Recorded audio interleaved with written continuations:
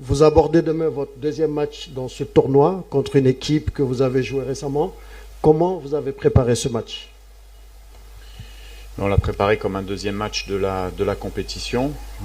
Déjà, on se connaît bien. C'est vrai qu'on s'est joué il y a pas longtemps. On était dans le même groupe de qualification pour la Coupe du Monde.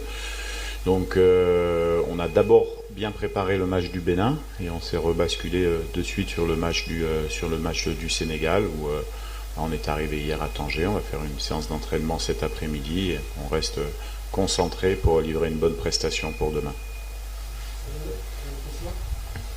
Oui, on se focalise là sur la récupération pour être le plus en forme possible pour le match. Comme vous avez dit, on les connaît bien maintenant, on s'est rencontrés plusieurs fois. On connaît la qualité de cette équipe du Sénégal et on doit faire le meilleur match possible.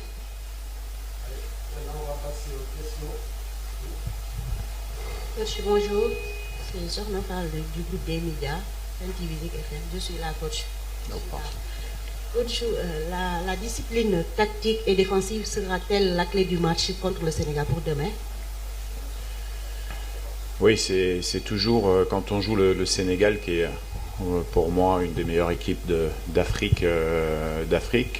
C'est évident que sans discipline tactique, à la fois discipline tactique, mais également sans prise de risque, vous pouvez pas faire un bon résultat. On a la chance, nous, dans notre effectif, d'avoir des garçons qui tactiquement sont très à l'aise.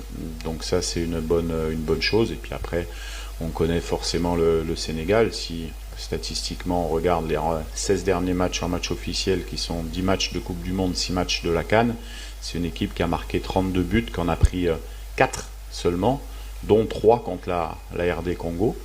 Donc ça veut dire qu'on est capable de les mettre en difficulté.